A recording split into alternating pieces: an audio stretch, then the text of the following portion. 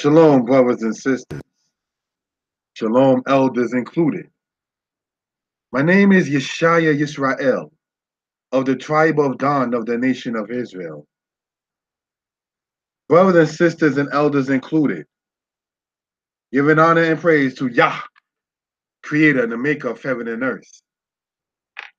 This particular video is not a long one, but it's one that addresses a situation that was made to me in response to a teaching that I did on Deuteronomy chapter 28, verse 68. Now, for those who've been following the channel, you already know that there were several teachings concerning that particular verse in the scriptures. What we want to show, brothers and sisters, in the maps here, all right, on the left-hand side, just where the Israelites were. See, Tyre, that's about where the tribe of Asher was, all right? Jerusalem, that's where the tribe of Benjamin was. So the Israelites, brothers and sisters, was in this vicinity right here that we're talking about. The same is the area that you see here, Jerusalem over here on the right side of the map or the right side of the PowerPoint. And then you see Jerusalem here. So we're talking essentially the same lands. Now, this right here where the arrow is on the right-hand side is Egypt. All right? This right here is Egypt right here. Now, let's look at the map, brothers and sisters, on the left-hand side. This is the Nile River. As we know, that's already in Egypt. All right, so let's see what's going on here. In the map where the arrow is, where it says conquest of Ashkelon by Nebuchadnezzar in 604 BCE, all right, you have it to where, brothers and sisters, the arrow is going this way.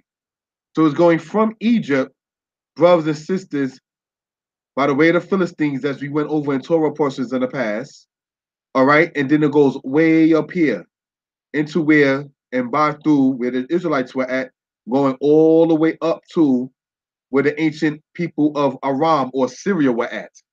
So this would be part of the Levant area. This would be in part Western Asia.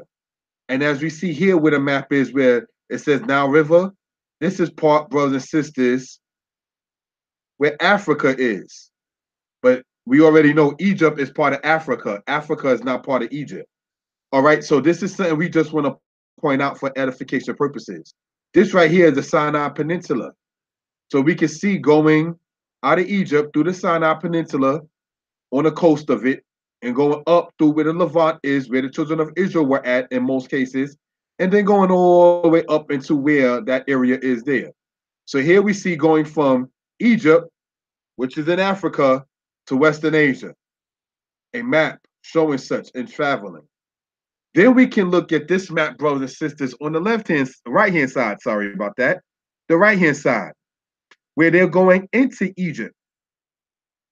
See where the arrow is going? Into Egypt. This is the something sea.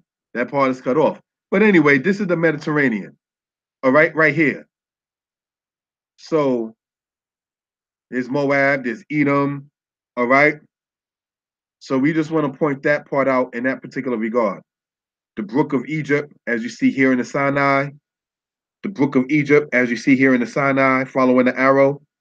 So brothers and sisters, the Israelites were in the crossroads between the continents that today is called Asia and Africa.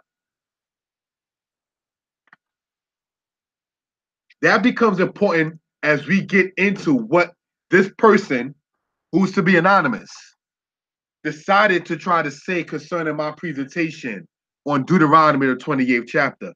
These maps, as shown, become important. Next slide. The person stands in full. Let's examine. Speaking about us Israelites, this guy says, you people are just another false group in the last days! Exclamation point. Deuteronomy 28, verse 52 says the children suffered the wrath of God in the promised land of Canaan, not in Africa. Canaan is not in Africa. Now let's look at this map right here. This, brothers and sisters, all right, is the land of Canaan, which later on became known as the land of Israel.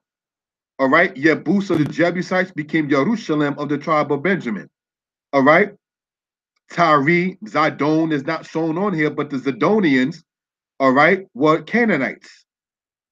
And let's see how traveling was done from Egypt, which is incontinental, even colonized Africa. And then we see right here where the Canaanites would have been. So you see, the traveling wasn't even very, very far. It's easier to get from Egypt to Canaan than it is to get from Egypt to Ethiopia. So this is something we want to point out in that particular regard. So we're going to read, all right, Deuteronomy chapter 28, verse 52. And let's see what it says, brothers and sisters. Deuteronomy chapter 28, verse 52. And he shall besiege thee in all thy gates, until the high and fenced walls come down, wherein thou didst trust throughout all thy land. And he shall besiege thee in all thy gates throughout all thy land, which the Lord thy God hath given thee. So according to this person, it says Deuteronomy 28, verse 52 says the children suffered the wrath of God in the promised land of Canaan. Okay, where is Canaan mentioned in Deuteronomy 28, verse 52? Then the person says, not in Africa. Canaan is not in Africa. So let's go, brothers and sisters, for Bible purposes. Let's go, if you will, to the book of Chronicles, chapter 1, for edification purposes, giving honor and praise unto the Most High. First Chronicles, chapter 1, verse 1. All right? So we can gain some understanding of what we're talking about for edification purposes. All right? Adam, stop. Let's go from there, brothers and sisters, to verse 8. The sons of Ham, Cush and Mizraim, Put and Canaan. Let's go to First Chronicles chapter 1, verse 13. And Canaan begot Zidon, his firstborn, and Heth, which is the Hittites, the Jebusite also, and the Amorite, and the Girgashite, and the Hivite, and the Archite, and the Sinite, and the Arvadite, and the Zemarite, and the Hamathite. Now, the Canaanites are listed in the scriptures in the book of Chronicles as being part of the descendants of Ham.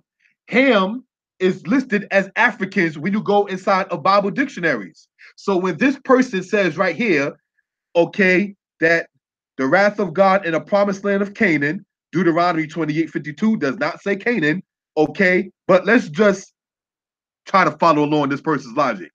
It's then saying, this person here says, the children suffer the wrath of God in the promised land of Canaan, not in Africa. Canaan is not in Africa. So my question then is, the person saying that, can we actually sit there and say that the Canaanites would not be Africans? And if the Canaanites are not deemed Africans in today's times, then who are the Canaanites? If the Canaanites were around today, will they be classified as African, European, Mongolian, East Asian, Middle Eastern, quote unquote, sub-Saharan African, or European, or Native American, or West Indian? Australian? Because they certainly wasn't inside of Antarctica. So this person obviously doesn't understand geography, names, dates, times, and places, and peoples. That's important. So let's go on with the person's stance and break it down from there. Genesis chapter 12, verse 1. Now the Lord had said to Abram, get thee out of thy country and from thy kindred and from thy father's house unto the land that I will show thee. Abraham left this country to go to another. From Africa to Africa, the person is asking. Let's see the portion in Genesis where Abraham was told to leave. Let's go, if we will, brothers and sisters, to the book of Genesis, chapter 11, verse 31, so we can gain some understanding of what we're talking about first. All right, so we can understand what native land that he left from. Genesis chapter 11, and we're going to start, brothers and sisters, in verse 31. All right, and it says the following. And Terah took Abram, his son, and Lot, the son of Haran, his son's son, and Sarai, his daughter-in-law, his son Abram's wife. And they went forth with them from Ur of the Chaldees to go into the land of Canaan. And they came unto Haran and dwelt there. From Ur of the Chaldees. The land of Chaldea is in modern day Iraq. Of Chaldea, all right, is by modern day Basra. So essentially, Abraham left east of the land of Canaan, went up into where Aram was, and then went south to the land of Canaan. So he made like a U shape as far as traveling is concerned. And all of that is in the vicinity of what you call Western Asia. But we already see by default that the people who would have in part been deemed as Africans live in what we call continental Asia. They were Africans by default in what you call Asia. So this is what we want to point out for edification purposes, brothers and sisters. All right? Genesis chapter 15, verse 13. And he said unto Abram, know of a surety that thy seed shall be a stranger in a land that is not theirs, and shall serve them, and they shall afflict them 400 years. Genesis 17, verse 8. And I will give unto thee and to thy seed after thee the land wherein thou art a stranger, or the land of Canaan, for an everlasting possession. And I will be their God. And that's where the person stops. And then he goes on to say this. As far as the scriptural quotation goes, he stops. Is the Atlantic Ocean the Red Sea? Since the Hebrews originally crossed the Red Sea in order to leave Egypt.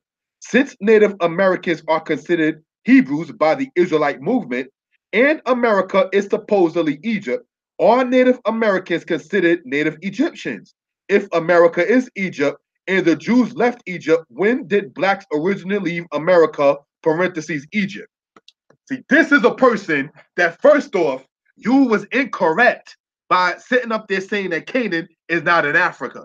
Because when they built what they refer to as the Suez Canal, was just essentially to sit there and divide what they like to call the Middle East later on from continental Africa.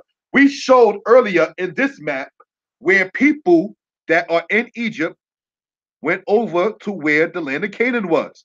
And people in the land of Canaan went to the land of Egypt. Now, Egypt is not denied by anybody to be in continental Africa. But the issue, brothers and sisters, is that they coined the term Middle East, which the person whom I'm exposing did not sit there and mention. But the term Middle East, brothers and sisters, is a terminology that came up in the 20th century. So that's something to be pointed out. However, it shoots the other naysaying people in the foot because, brothers and sisters, part of the Middle East includes what you call Egypt, and everybody already saying that Egypt is part of continental Africa. So let's understand that this person's stance already is trying to divide Canaan, the land, and the Canaanite people who would have been by default Hamites and by another default labeled as Africans. He is trying, or she is trying, to sit there and emasculate, eliminate, eradicate, and I said emasculate for a purpose, all right? That is to say the Canaanites from the rest of the African nation. And so looking at it in that particular regard, that is a person taking modern terminologies, not understanding the teachings of the Israelites mixed with it, and then trying to sit there and debate another person. See, when you first came off, buddy, by saying you people, that already showed you it's a white man, hands down. Once you start hearing things, knowing that I don't hide the fact that I'm considered black, when you start hearing things like you people, that's a white man or a white woman, hands down. All right? Or just another false group in the last days. Let's see whose information is false. Let's go to the next slide. Let us read this carefully, brothers and sisters.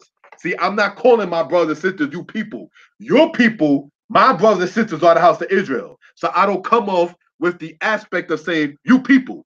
See, the person in his or her spirit knew, quote unquote, that I'm black, and obviously looking in the mirror, seeing that they're not, quote unquote, black, could not comfortably sit there and say, my brother, you happen to be mistaken.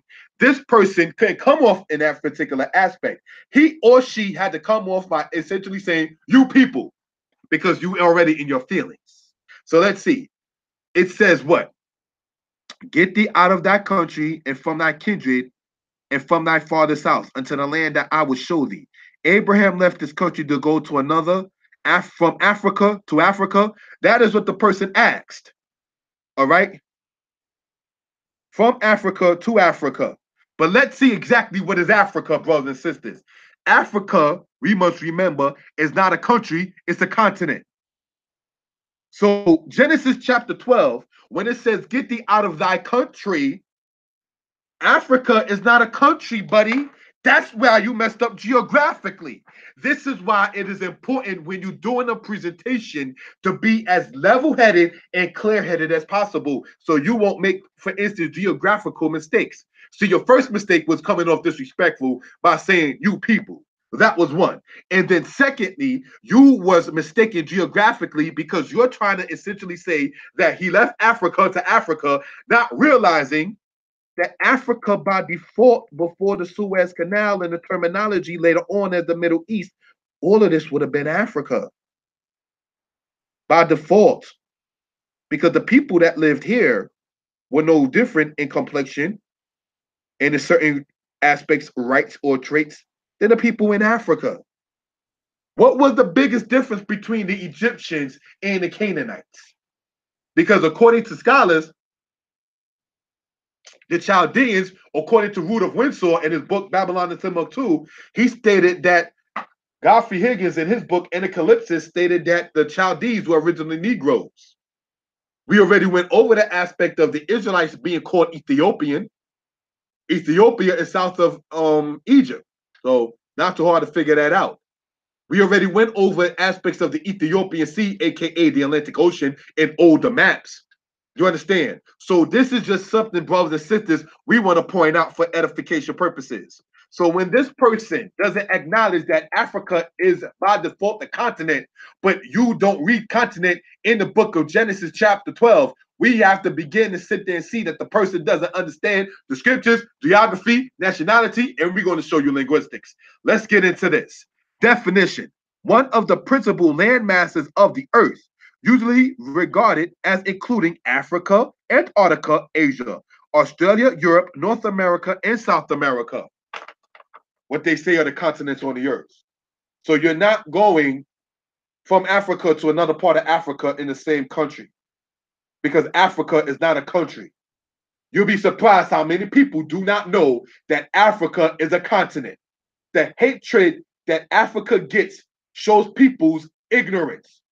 Next slide. Genesis chapter 12, verse 1. Now the Lord said unto Abram, get thee out of thy country and from thy kindred and from thy father's house unto the land that I will show thee. Wayomer yohe wahe el Abram, lek laka me arzeka, umi molakteka, ume bet abika el haaret asher areka. See this part here in the red? Arzaka, from your land, from your country, from your land. But the man is trying to sit there and make a continent a person's land, when a continent holds aspects of different peoples, language, cultures, rights, traits, nations, tribes, and so forth. Whereas Abraham, being from Chaldea, his ancestry goes back to the ancient people of Arpachshad from Shem.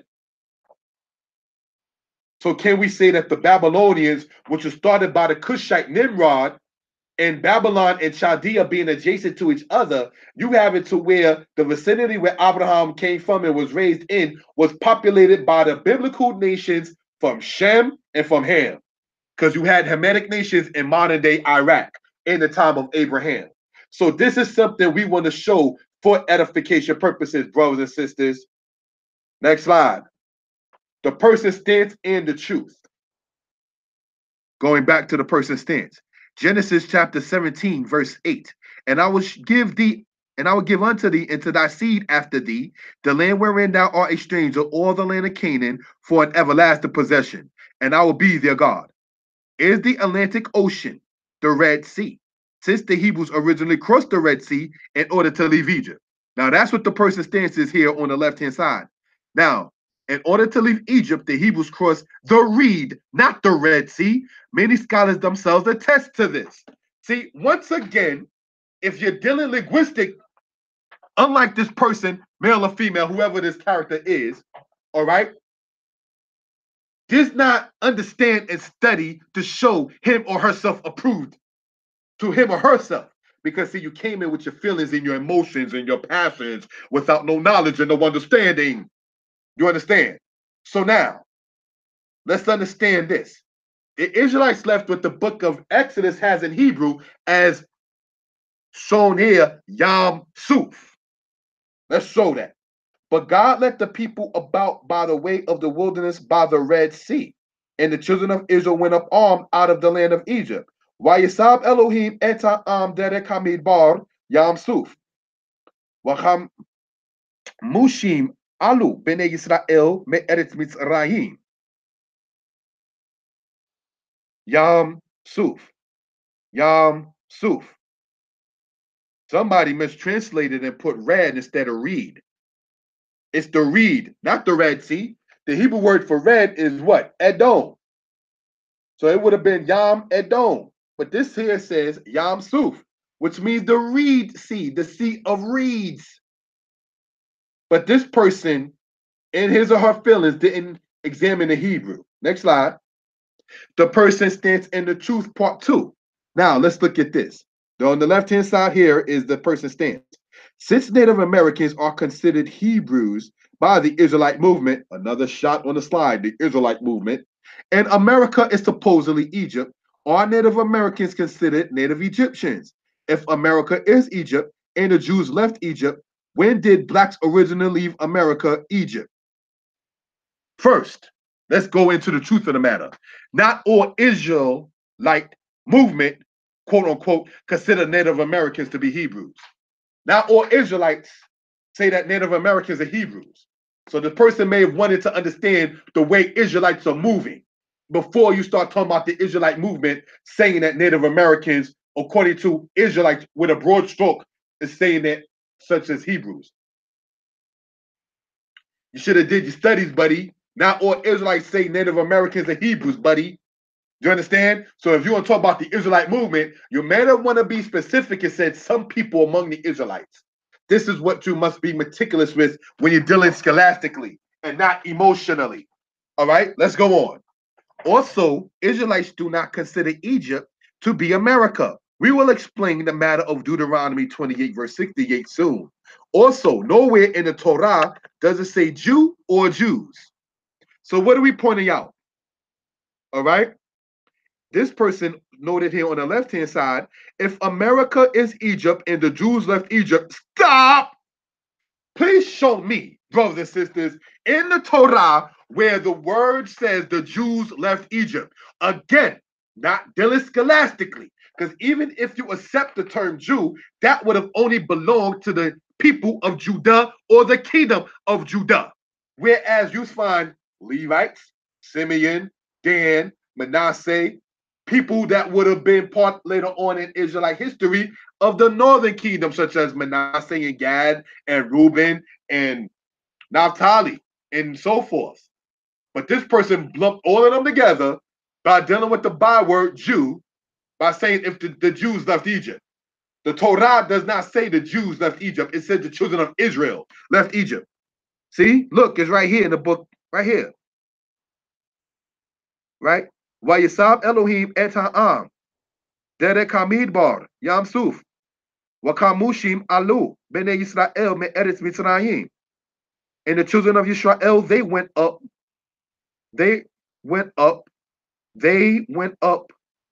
harnessed. Who? Bnei Yisrael. Bnei Yisrael. In case you missed it, Bnei Yisrael. It doesn't say Jew in the Torah. Why does that become important? Because the person ain't dealing linguistically. That's why. Me'eretz Mitzrayim, from the land of Egypt. And we're going to explain Mitzrayim as we go along. So let's go on to the next slide. Summation on the matter. This was not a lengthy presentation, however, just for edification purposes. It was done to shed light on the subject. First, the person did not distinguish between a country and a continent. Then attempted to state that Abraham went from Africa to Africa, perhaps. The truth is Abraham, at that time then, left from Ur of Chaldea, which is in southern Iraq, and migrated to Canaan. The portion of Deuteronomy 28, verse 52 is after verse 45, which reads as follows. Deuteronomy 28, verse 45, so the children of Israel can explain our stance and our movement, not somebody who was misquoting geography, not getting into linguistics, and did not understand the movement teachings of all the Israelites. Deuteronomy 28, verse 45. Moreover, all these curses shall come upon thee, and shall pursue thee and overtake thee, till thou be destroyed, because thou hearkenest not unto the voice of Yah Elohim, to keep his commandments and his statutes, which he commanded thee. I stated before, brothers and sisters, if you are not a servant of the God that Deuteronomy 28 talks about, your teaching on Deuteronomy 28 is not going to make much sense. Deuteronomy 28, verse 46, and they shall be upon thee for a sign and for a wonder, and upon thy seed forever, and upon thy seed forever. So let's see what this is talking about. So Deuteronomy 28, 45 says, and these curses shall pursue thee and overtake thee till thou be destroyed, because thou didst not hearken to the voice of the Lord thy God, to keep his commandments and his statutes which he commanded thee. So, brothers and sisters, when Christians say that Israelites rejected Jesus, and that's why the Israelites went into captivity, no. It tells you Israel went into captivity, and it gives you the reason why in verse 45. Because you did not hearken to the voice of the Lord thy God, to keep his commandments and his statutes, which he commanded thee. So let's go back to verse 52. And he, the stranger, shall besiege thee in all thy gates, until thy high and fenced walls come down, wherein thou didst trust throughout all thy land. And he shall besiege thee in all thy gates throughout all thy land, which the Lord thy God hath given thee. Brothers and sisters, let's understand something for edification purposes. Let's go into the book of the Apocrypha. We're going to go to 1 Maccabees chapter 1. All right, verse 1. So we can gain some understanding of what we're talking about. Let's go along, Israel, for those following. 1 Maccabees chapter 1, verse 1. And it happened after that Alexander, son of Philip the Macedonian, who had came from the land of Kittim, had smitten Darius, king of the Persians and Medes, and that he reigned in his stead the first over all Greece. And he made many wars, and won many strongholds, and slew the kings of the earth. Talking about Alexander. And so now it goes later on into one of the successors of his successor. He had a successor, all right, named Seleucus. And he started the Seleucid Empire. And later on, after Seleucus, you see Antiochus coming out of that line. So 1 Maccabees, chapter 131. And when he had taken the spoils of the city, he set it on fire and pulled down the houses and walls thereof on every side. This is Antiochus Epiphanes in the time of the 2nd century BCE, pulling down the walls of the Israelites. Why does that become important? Because these people are trying, in many cases, to say that Deuteronomy 28 was only then fulfilled within the land because it says your high and fortified walls will come down. So let's see, brothers and sisters, and let's go, if we will, to the book of Jeremiah, chapter 1. Prior to the timing of the Greek Empire, let's see what happened with the house of Israel in part. We are in the book of the prophet Jeremiah, chapter 1, so we can read and gain for edification purposes. All right? Thank you for dealing with me with the time. Jeremiah, chapter 1, and we're going to start in verse 1 so we can gain some understanding from that point on. Let's go.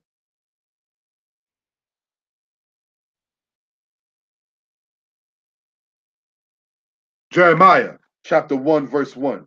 And it says the following.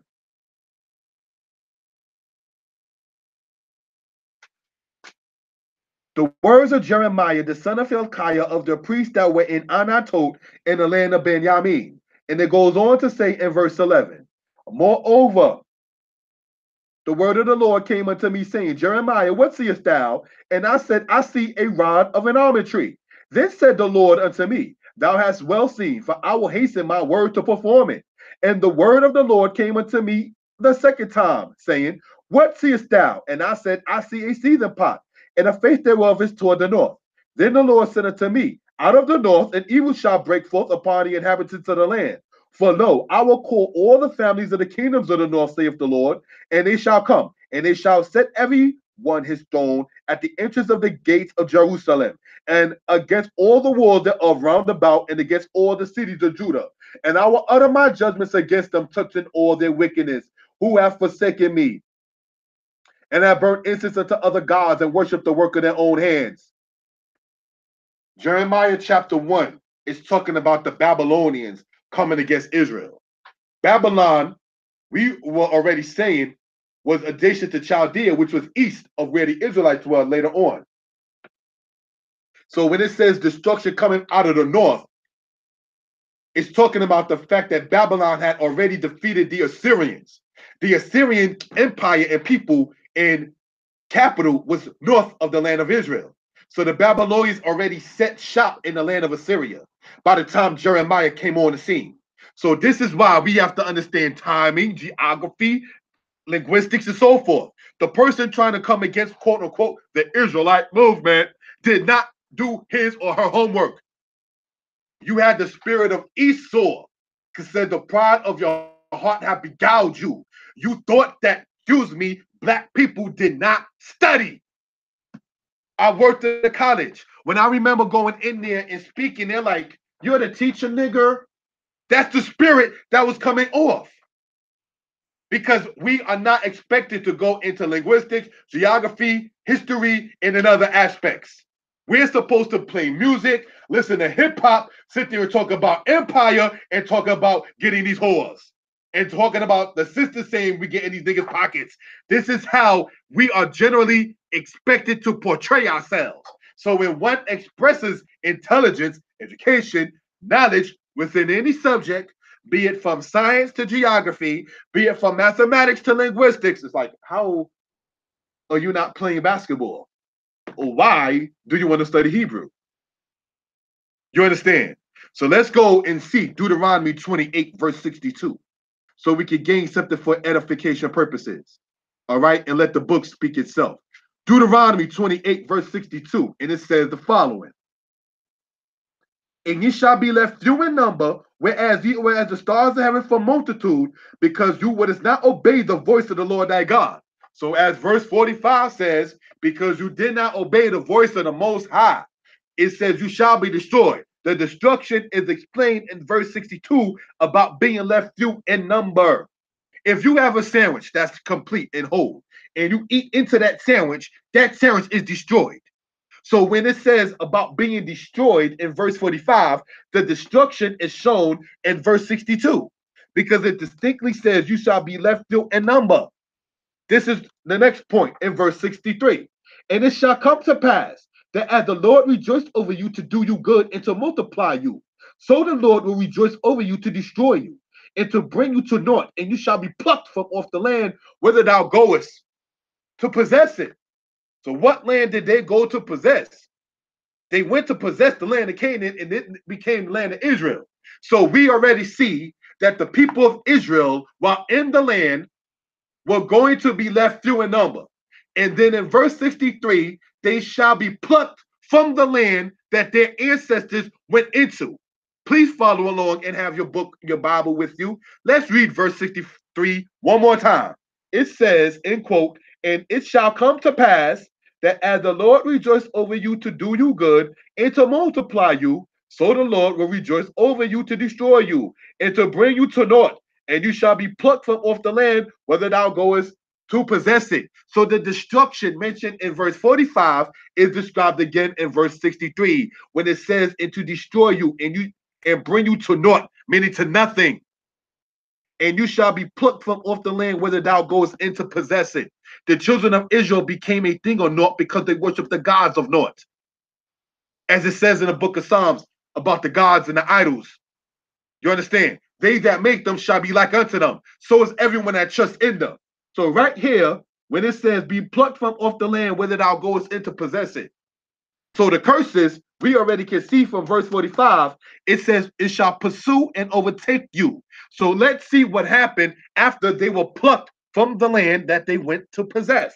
Verse 64 says the following. And the Lord shall scatter thee among all people, from the one end of the earth even unto the other. And there thou shalt serve other gods, which neither thou nor thy fathers have known, even wood and stone. So, Jewish man, do you claim to be that? Do you claim to be the people that Deuteronomy 28:64 is talking about? No. Do you claim to have ancestors that were whores, like the women at Port Solomon? Or do you just want to talk about the priests that was in their fine attire, as we read earlier in the Torah portion called Titzaweh? Which part do you want to claim? Because if you're saying you're the people of Israel, you can't only claim the portion of Titzaweh in the beautiful ephod that the priest had. And, you know, he had the mitznefet and all of the royal attire. Because you got to look at this part too. This is not in Titzaweh. This is in portion Nitzabim, about the blessing and the curses that came upon the Israelites, including the priests. So let's see. It says, after they were plucked from off the land, the Most High scattered Israel among all people from one end of the earth even to the other. So for those who saying that Deuteronomy 28, verse 48 to verse 68 is only about the Israelites and the Romans, how do you describe being from one end of the earth to the other?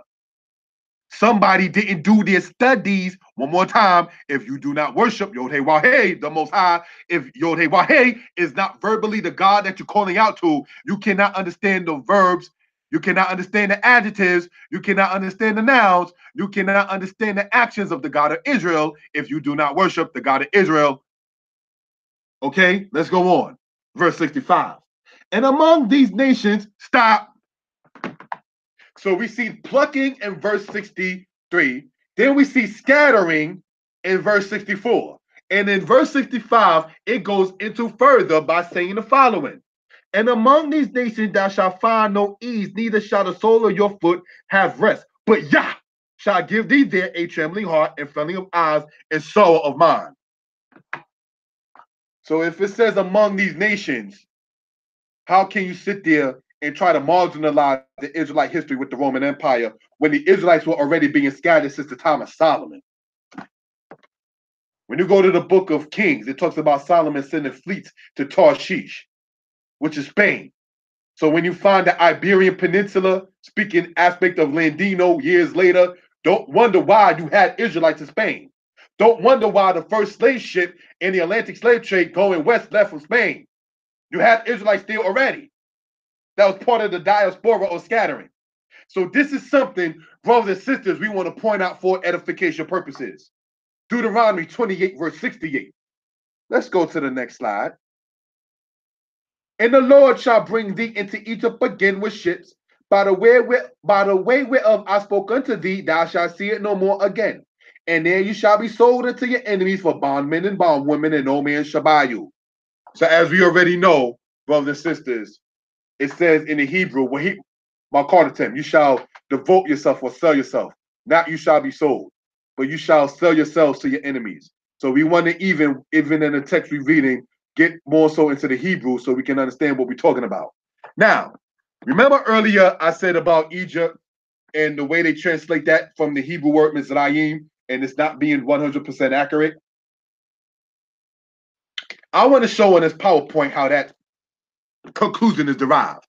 Isaiah chapter 30, verse 6 says this: the burden of the beasts of the south, through the land of trouble and anguish, from whence cometh the lioness and the lion, the viper and the flying serpent. They carry their riches upon the shoulders of young asses, and their treasures upon the humps of camels, to a people that shall not profit them. One more time. The burden of the beasts of the south, through a land of trouble and anguish, from whence came the lioness and the lion, the viper and flying serpent. Why did I read that again? Because I want you to pay attention where the highlighted part is. Through the land of trouble. Masa. Bahamot Negeb. Eretz Zara. Wazukwa. Labi. Walayish. Mehem. F.E. Wasaref. Me'ofef. Yis'u al. Ketef. Ayarim. Chaylehem. Wa'al. Da Beshet. Gemalim. Ot Rotam. Al Am Lo Yo Ilu. He'il is the root word meaning to succeed or to profit. But let's get back into this right here. But Eretz Zara, through the land of trouble. Let's pay attention to this word right here. Zadeh Resh Hey. Zara. Eretz Zara. But Eretz Zara. Through the land of trouble. This becomes important in linguistics later. Let's look at this. The matter of Zar and meaning of it. Here it is a little clearer for you. Zar, the Zadeh in the Resh. Zur in its root. Zar, Zarim. Zar, Zara. See that right there? Zadeh Resh Hey. Zadeh Resh Hey. Translated there as trouble in the book of Isaiah chapter 30. Zadeh Resh Hey. In Isaiah chapter 30 verse 6 shows the word Zara translated as trouble. Zar means adversary or enemy as shown. Zar, to besiege, to bind, that's the aspect of the verb. In the noun, adversary or distress. And we already shown in the Bible that that's translated as the word trouble. So what are we saying essentially? Is that the root word zar means trouble or distress. The mem, which is the aspect where you get mem and the m sound in Hebrew, as noted, shows a matter to be a noun from a verb. Let's remember that. Next slide. Deuteronomy 28, verse 68. Hebrew first. All right. Where has Shibka Yah Yodewahe Misraim Ba'aniyot Baderek Asher Amorti Laka Lo Tosif O Lirota Wahit Makoratem Sham La Oibeka La Abadin Walish Fakot Wa Enkone. We want to emphasize Heshib, Tosif, and Lirota. Let's go there. You ready to see the English? Heshib. The word Heshib from Shab. Shab means en route to return. The Hebrew word Heshib means to restore. Source 201 verbs by Hilkin. Tosif, the word Tosif from Yasaf. Yasaf means en route to add. The word Tosif means to add or to increase. Source 201 verbs by the same author. See how reciting sources? That helps. Why did I mention, going back to the slide here, about the importance of this verb here, Heshib? If the word Heshib means to restore, we can then say this, and the Lord shall restore thee back into Egypt in ships. Why does that translation become important about restoring Egypt back to the Israelites in ships? I'm going to show you why in part. See how the people travel from where the Israelites were at to where Egypt is? This is by foot. Same here. This is by foot. The Israelites would not need to go over the Mediterranean into Egypt, especially since the way to get into Egypt in most cases wasn't always easy by the aspect of where the Nile was. All right, for those who know maritime aspect about the northern part of Egypt. So that's something we want to point out. Now, let's look at this particular aspect right here. All right. Heshib. Let's remember that we can cite a source that says the word Heshib means to restore. Let's remember that as we go along. Next slide. The explanation of the verbs, part 2. Lir'ota, lir'ota, lir'ot. The infinitive, meaning to see, coming from the root ra'ah. Ra'ah is a lamed hey verb in Hebrew, which means to see. Lir'ot is the infinitive, to see. Ani rotse lir'ot. I want to see. All right, that's how a male would say it. A female would say ani rota lir'ot. All right, so here we're looking at this right here. Lir'ota. This becomes important. You see this Quamat followed by the hey with the dot in it? This is how you get the strong aspect of the AH. Lir ota. Lir ota. To see it or to see her. What is it? The captivity. So if Israel was not intended to see it, what is it again? It can't be talking about little Egypt and Northeast Africa, because the Israelites, under the era of Solomon, had it to where they had aspects among the ancient Egyptians. being inside of the land when they borders extended. That's one thing, okay? So we have to understand then the linguistics between how Mizraim does not mean Egypt linguistically. Let's look at this as we go along.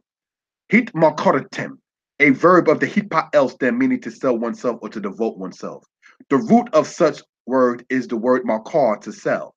Source 201, 501 Hebrew verbs. Seal signing out. So you can get that book online on Amazon actually. Next slide. The explanation of the verbs, part 3. Quone. Quone from the root quana, meaning to buy.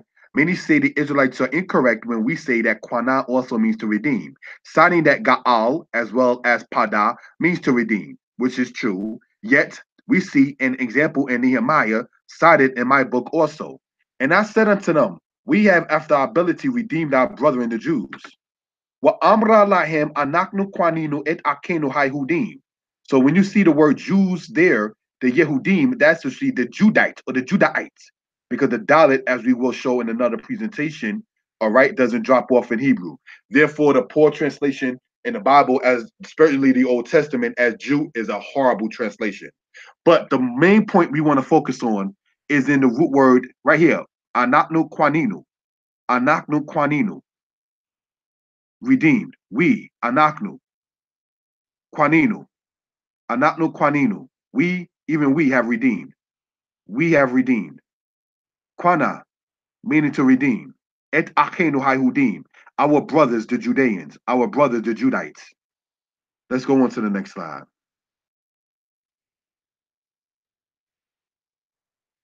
Jeremiah chapter 21, verse 4, in the matter of Zarim. Thus saith the Lord, the God of Israel, behold, I will turn back the weapons of war that are in your hands, wherewith you fight against the king of Babylon and against the Chaldeans that besiege you without the walls, and I will gather them into the midst of the city. Ko amar Yodewahe Elohe Yisrael.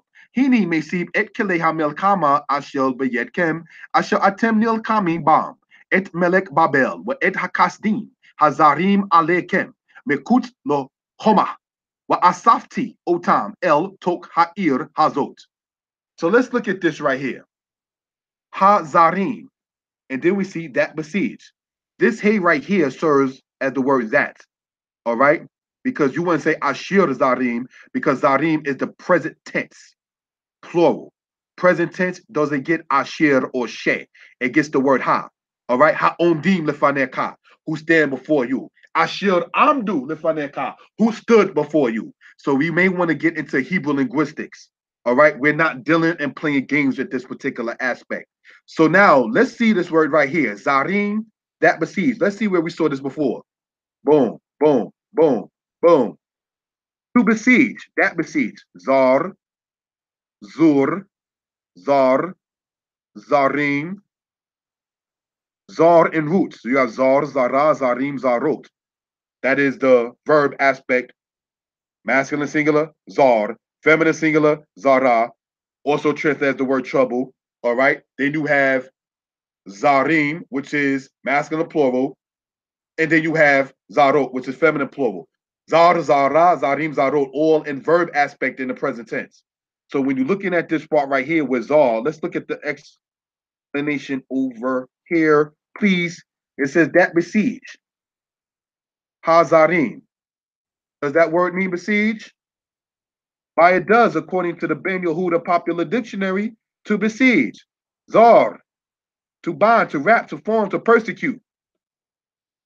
But we already said that zarim is the masculine plural. So when it says that you fight against the king of Babylon and against the Chaldeans, that's masculine plural. King of Babylon and against the Chaldeans. Because see, Nebuchadnezzar, brothers and sisters, was the 11th dynasty of the Chaldean people in Babylon. See how history connects with land and geography and linguistics? We didn't come sloppy like the person that I'm exposing. All right? That besiege. That's why it says Hazarim, masculine plural.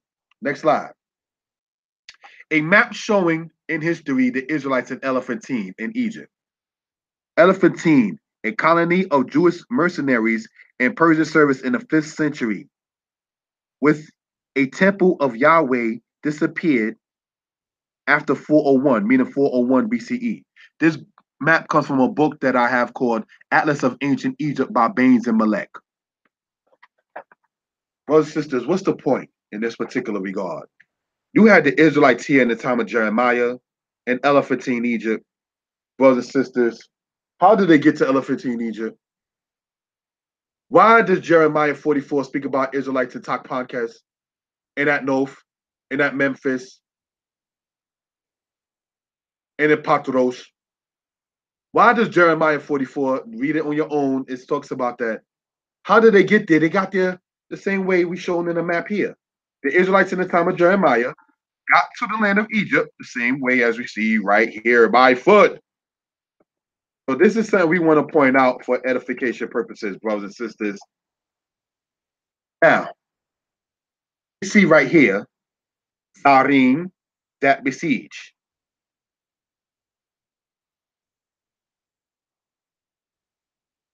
We see right here in Isaiah chapter 30, Zara, trouble. Eretz means land. Zara is trouble. So we already emphasized about the mem serving as a prefix. So let's look at this word right here. All right. Mitzrayim. All right.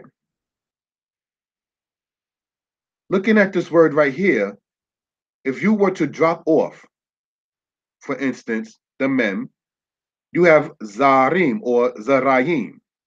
Now, Mitzrayim. Let's look at the Resh with the Patak, then the Yod, and the Kirik, and then the Mem. Ayim is the dual of a something. Ayim, Ephraim, doubly fruitful. Gerabayim, socks. Shanatayim, 2 years. Machanayim, 2 camps. So the Ayim in Hebrew, as we see here with Mitzrayim, identify the aspect of a dual plural. See, we can't translate that word here, Mizraim, then as Egypt. Because where does Egypt show a dual plural in that regard? That's why understanding the Hebrew, brothers and sisters, for edification purposes is important. It's not something to sit there and take lightly. All right? But when you're introducing yourself as this here, you people are just another force group in the last days. You people. So that right there already told you what the person's stance was. You didn't get into linguistics. You didn't get into history. You didn't get into geography. You said from Africa to Africa, not realizing Africa's a continent. Not realizing there were people who would have been deemed Africa in what you call Asia of today. Not realizing, as we already can show right here, Israelites that was in Elephantine Island over here in the time of Jeremiah, refer to Jeremiah chapter 44 on your own. All right? In this particular part, so the Israelites would have been deemed as Asiatics that was in Africa. So you had Ethiopians in Iraq, and then you had Asiatics in Egypt. So if that being the case and shown for edification purposes, we should not be surprised when we see this map right here. Back and forth, back and forth. You understand? There was a person who wanted to, not trying to be funny, haughty, or arrogant, all right, who wanted to essentially debate me concerning a particular subject matter that we're talking about, all right, concerning the matter of Deuteronomy, the 28th chapter, if you will, right? And I'm going to leave it on the screen as you see there, okay? And I asked the person back and forth 2 times, because that's the only thing I do when it's a debate. I'm not asking a 3rd and 4th time. I was raised that if something has to be said twice, that means I don't care about what the person is saying. Because if I cared and still didn't understand after the 2nd time, I would ask for understanding. So if the person is not asking for understanding, I'm not going to take the time again to state it a 3rd time. I'm going to move on from the conversation. And here's the reason why. Let's go in the book of the scriptures, Proverbs, chapter 14, verse 7. We are in the book of Proverbs, chapter 14, verse 7. And it says the following: Go from the presence of a foolish man when thou perceivest not in him the lips of knowledge.